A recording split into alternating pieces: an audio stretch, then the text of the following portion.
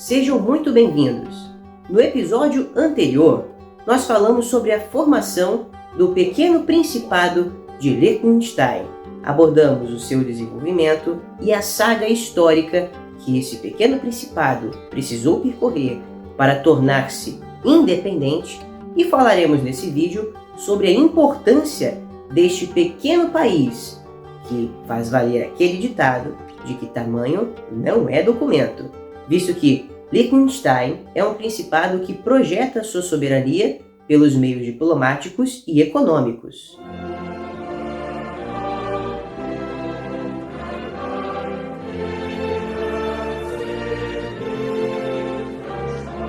O Principado de Liechtenstein. Países que dão certo.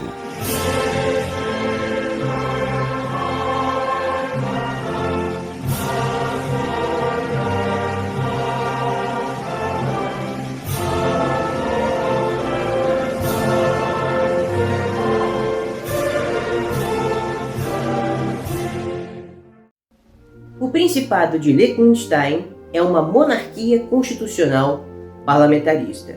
Há alguns que a chamam de a última monarquia absolutista da Europa, mas logo à frente nós entenderemos por que eles usam este termo. Liechtenstein é uma democracia representativa e tem o príncipe como sua figura de chefe de Estado. O atual soberano de Liechtenstein é Sua Alteza Real, o príncipe Ramseden II.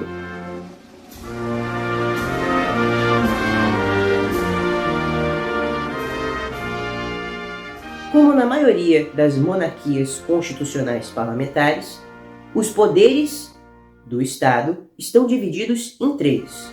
Estes são o poder executivo, o legislativo e o judiciário. O motivo de muitos dizerem que Liechtenstein é a última monarquia absolutista da Europa é devido ao fato de que todas as decisões do executivo passam pela chancela de Sua Alteza Real. Mas, mesmo que Sua Alteza Real tenha a prerrogativa de sancionar, vetar leis, nomear ministros e demiti-los, para que nós possamos ter a confirmação de que esta frase que diz que Liechtenstein é uma monarquia absolutista está totalmente enganada e equivocada, basta saber que o reino tem dois soberanos. Segundo a própria Constituição, dois príncipes governam ao mesmo tempo. Eles são o príncipe hereditário e o povo. Isso mesmo, a Constituição de Liechtenstein trata o povo como um segundo soberano. Nas linhas da Constituição, o povo tem tanto poder quanto Sua Alteza Real, visto que vetos de Sua Alteza são referendados. É claro que, embora todas as leis de Liechtenstein passem pela chancela do monarca, a vontade popular sempre será a primazia e, além disso, sempre será respeitada, até mesmo por Sua Alteza Real.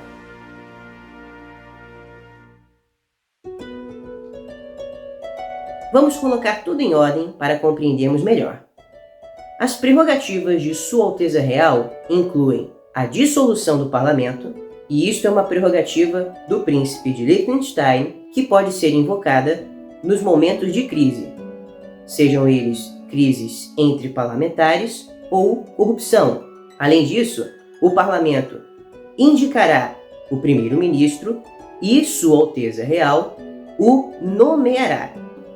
Portanto, podemos dizer que todas as decisões do executivo passam pela chancela de Sua Alteza Real.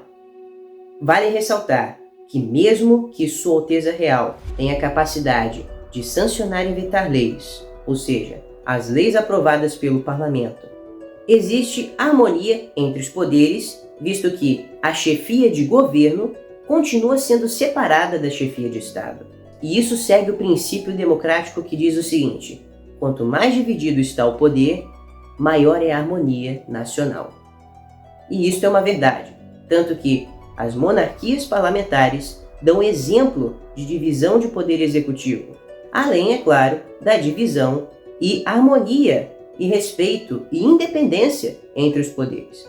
Mas, além disso, o poder executivo por ser dividido, aumenta ainda mais a confiabilidade do mesmo e permite que ambos se fiscalizem, visto que a Constituição de Liechtenstein afirma que a população tem até mesmo o direito de remover o príncipe reinante. Isso acontece por meio do que chamamos de voto de não confiança. Para termos uma ideia, o voto de não confiança é usado tanto pelo parlamento quanto pela população. Todos são tratados no mesmo nível hierárquico de poder. A população também pode pedir um voto de não confiança em cima do primeiro-ministro ou do próprio monarca. E uma vez aprovado, no caso do primeiro-ministro, um outro será escolhido, votado pelo parlamento e enviado para nomeação à Sua Alteza Real. E caso a população escolha por um voto de não confiança em Sua Alteza Real, o próximo na linha de sucessão será escolhido. Quando falamos de soberania popular, nós dizemos que a população é de fato aquela que governa. Mesmo que nas monarquias parlamentares o poder proeminente seja o legislativo, no caso específico de Liechtenstein, todas as leis, caso a população não esteja de acordo com esta resolução, pode, por vontade própria, pedir o cancelamento desta lei. E então será aberto o processo de plebiscito e, a partir da votação, será decidido se a lei aprovada pelo parlamento e sancionada pelo monarca continuará a valer ou será vetada. E há uma coisa que as monarquias realmente sabem fazer e Liechtenstein demonstra que é mais um dos bons exemplos, que é o convívio popular. Sua Alteza Real e a família real de Liechtenstein todos os dias estão presentes na vida popular. Além disso, há uma festa específica no ano, chamada de Festa do Castelo Vaduz, na qual todos os cidadãos são convidados a passar a tarde com o príncipe. E neste momento, todos trocam conversas, bebem, comem e criam um vínculo que as monarquias fazem muito bem entre a população e o monarca, de maneira que a confiança da população no príncipe apenas cresça e que o amor do príncipe pela população cresça da mesma forma. Além das prerrogativas maiores de governo, Sua Alteza Real, bem como a família Liechtenstein, são considerados os patronos das artes, da cultura e da ciência no Principado. Isso vem de tradições de séculos, visto que a família Liechtenstein sempre foi considerada uma família nobre e depois principesca que era dotadíssima de conhecimento. Seus príncipes sempre acumularam quadros, esculturas, documentos, e todos eles eram expostos em seus palácios pessoais.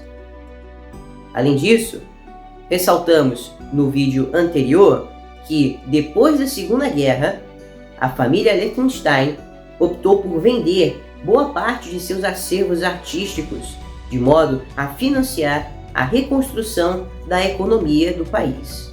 Falando de tradição, a família Liechtenstein também tem uma longa tradição de diplomacia, visto que, como nós bem vimos anteriormente, Liechtenstein é um país pequeno e depende da diplomacia para subsistir, visto que a diplomacia foi a arma mais eficaz utilizada pelo pequeno principado para permanecer independente e livre das ameaças de invasão e anexação que rondam a Europa desde sempre. E a família Liechtenstein tem este papel diplomático. Liechtenstein é um exemplo, visto que são um país que não possui nem mesmo 1% dos nossos recursos naturais, e mesmo assim tem uma grandíssima força econômica. Para o Brasil, ainda há esperança. Basta seguirmos o exemplo de Liechtenstein e avançar para o modelo monárquico, que garante estabilidade, continuidade e a defesa dos interesses nacionais, a despeito de outras nações e a despeito de interesses escusos.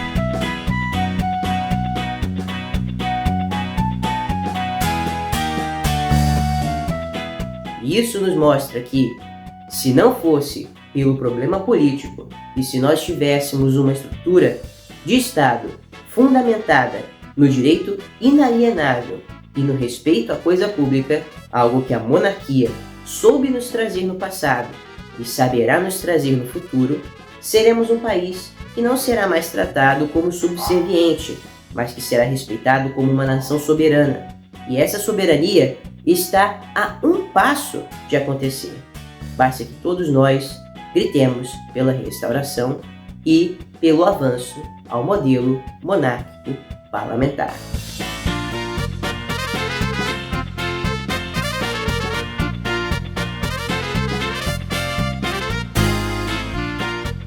Espero que vocês tenham gostado deste episódio. Caso tenham interesse em assistir o episódio número 1 e aprender mais sobre a formação do Principado de Liechtenstein, ele estará na descrição deste vídeo ou no final, junto dos créditos. Meu muito obrigado, não deixe de se inscrever no canal, ativar o sininho e selecionar o gostei para que nosso vídeo seja recomendado para mais pessoas. E não se esqueçam, para ser um país completo, basta avançar para a monarquia, e esses são países que dão certo.